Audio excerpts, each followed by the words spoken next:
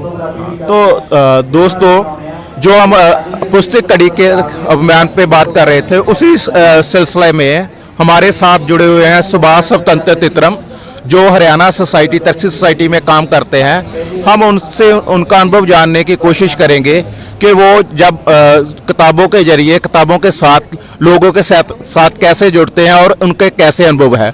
जी सुभाष जी। इसमें सबसे पहले तो मैं अपने बारे में बताना चाहूँगा।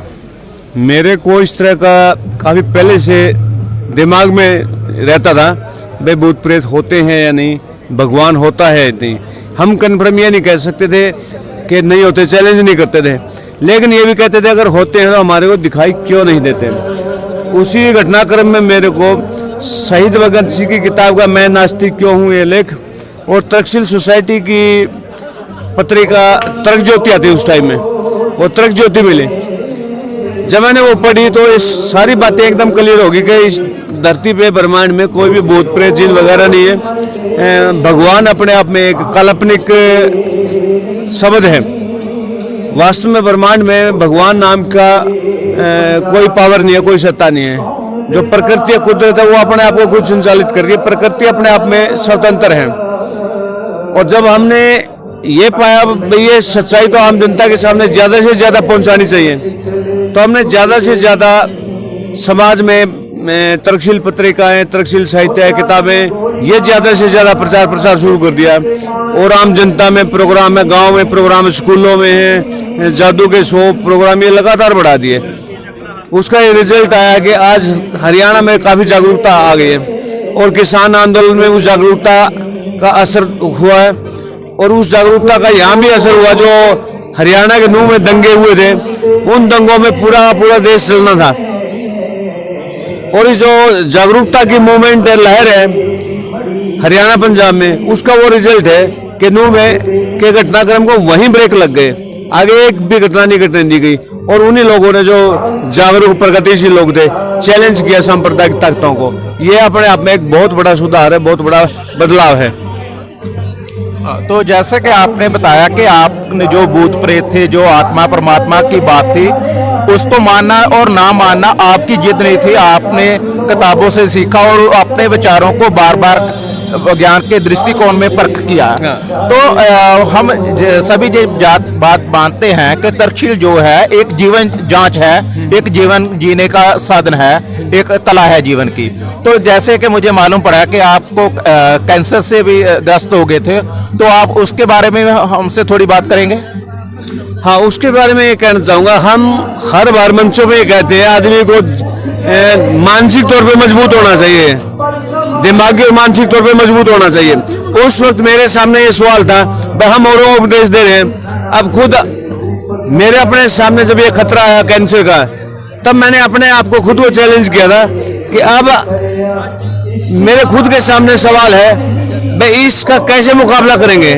तब मैंने चैलेंज किया था, इस बीमारी को हराएंगे। आज से 13 साल पहले मेरे को कैंसर हुई, वो लास्ट स्टेज की थी। और उसमें घटनाक्रम ये हुआ जब मेरा एंडोस्कोपी का टेस्ट हुआ था।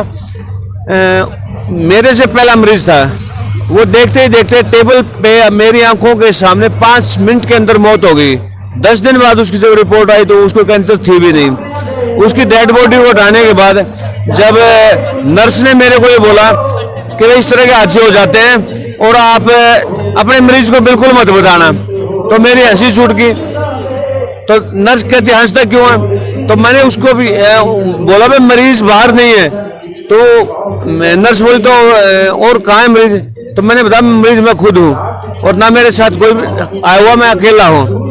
और मैंने 101% तो मरूंगा नहीं, मौत नहीं आएगी।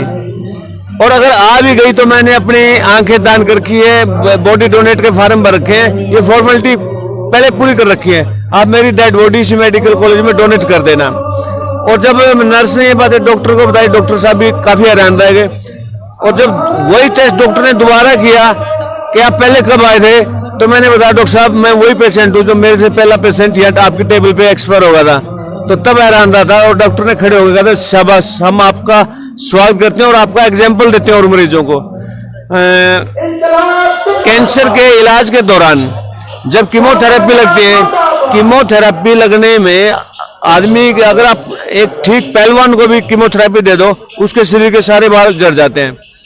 तो मेरा कीमोथेरेपी के दौरान ना तो कभी शरीर के बाल झड़े, ना कभी मेरा वजन घटा, घटने की बजाय उल्टा बढ़ता गया। एचबी गिरना चाहिए वो भी बढ़ता गया। तब डॉक्टरों ने मेरे ऊपर रिसर्च की थी, भाई आप इतना मजबूत कैसे हो, आपकी ये जो वजन घटना चाहिए बढ़ता जा रहा है, एचबी गिरना चाहिए बढ़ता जा रहा है, शरीर के बाल सारे उड़ जाने चाहिए, एक भी बाल नहीं उड़ा है। तब मैंने बताया था जी कि पहले ही बात तो मैं मानसिक तौर पे मजबूत हूँ। मैंने शहीद आजम भगत सिंह का लिटरेचर स्टडी किया, जो मैं तक्षशिल विचारधारा में, वो विचारधारा मेरे को मजबूत बनाए हुए।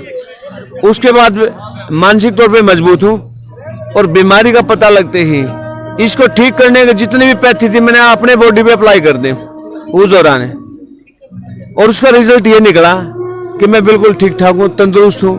अब मैं 100 किलोमीटर तक नॉन स्टॉप साइकिल चला लेता हूँ। जवान बच्चों के साथ मैं कबड्डी भी खेल लेता हूँ। अब भी मेरे को किसी तरह की कोई समस्या ही नहीं है फिजिकल फिटनेस में, और मानसिक तौर पर मैं उससे भी कहीं ज्यादा मजबूत होकर निकला हूँ, और भी निखारा है मजबूती में, मानसिक मजबूती में। ये अपने आप में एक बहुत बड़ा बदलाव है। धन्यवाद सुभाष जी। आपने बताया कि जो तक्षशिल है जीने की कला है, और ये कला आपने अपनी बीमारी में भी अच्छे से करके दिखाया। जो अपने आदमी अपने विचारों को अपने परिपक्वता से अपने पे लागू करता है, तो उसके लिए जीने के अच्छे से ढंग निकलते हैं। ये आपने कर दिखाया। धन्यवाद जी।